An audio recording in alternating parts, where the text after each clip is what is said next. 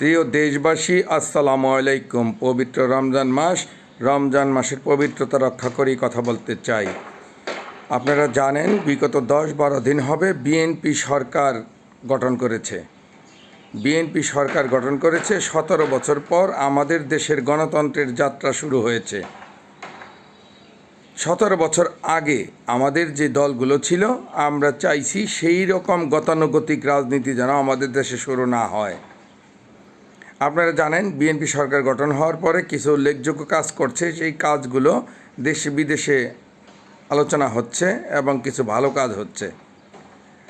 আমরা তাই সবার উদ্দেশ্যে একটি কথাই বলবো, আসেন আমরা বিগত দিনের মতো গতানুগতিক রাজনীতি যেন না করি। আজকে জামাত ইসলাম আছে বিরোধী দল হিসেবে জামাত ইসলাম তাদের জীবনের শ্রেষ্ঠ ভোট পেয়েছে। তাই সেই ভোটারের প্রতি সম্মান জানিয়ে জামাত ইসলামকে অনুরোধ করব, আপনারা বলেন যে আমরা সব দ্বিধাদ্বন্দ্ব ভুলে গিয়ে দেশ গড়ার কাজে আমরা লেগে পড়ি। আমরা সরকারকে সহযোগিতা করি ভালো কাজের জন্যে, খারাপ কাজের জন্য সমালোচনা করব, কিন্তু বিগত দিনের মতো সমালোচনার জন্যেই সমালোচনা যেন না করি। কারণ জামাত ইসলাম আর অন্যান্য দল এক জিনিস না। আপনাদের জনগণের সামনে ইসলামের মতো ধৈর্য দেখাতে হবে।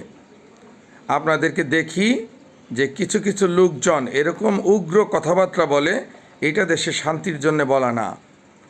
আপনাদের মতো জামাত ইসলামের দল, যার জোটে নাসিরউদ্দিন পাটোয়ারির মতো একজন লোক আছে যে কুখ্যাত বেদব, যিনি মানি লোকের মান মারছে অনবরত।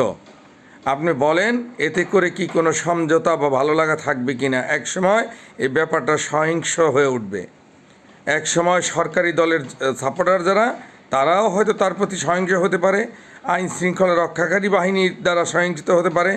তাই আপনারা একটি ইসলামিক দল হিসেবে এইসব বেদবদেরকে আপনারা যে আশনাই দিচ্ছেন, এই আশনাই দেওয়া কি কোনো সভ্য দলের কাজ? মানুষ এতে আপনাদের উপরেও নারাজ হবে যে আমরা শান্তি চাই, আমাদের শান্তির লক্ষ্যে একটি দল ক্ষমতায় এসেছে, আর একটি দল নিজেদেরকে ইসলামিক দল বলে তারা এরকম উস্কানিমূলক কথাবার্তা, সেই ওবায়দুল কাদেরের মতো কথাবার্তা, শাহ হাসিনার মতো কথাবার্তা, এগুলো তো ভালো জিনিস না। বাংলাদেশের একজন প্রধানমন্ত্রী, তিনি যখন নম্র ভদ্রভাষী, আপনাদেরও ভদ্রর সঙ্গে ভদ্র ভাষায় কথা বলা দরকার। আপনারা জানেন ছায়াকে আতুচা করলে ছায়াও আতুচা করে। আপনার সন্তানকে ডাক দিবেন, বাবা এদিকে আসো, সে উত্তরে বলবে বাবা আসছি। আর যদি আপনি ডাকেন এদিকে আসো, সেও বলবে আসতেছি। তাই আপনি যেরকম ইটটা মারবেন, পাটকেলটাও সেরকম খাবেন। আল্লাহ তাআলা সবাইকে সঠিক বুঝদান করুন।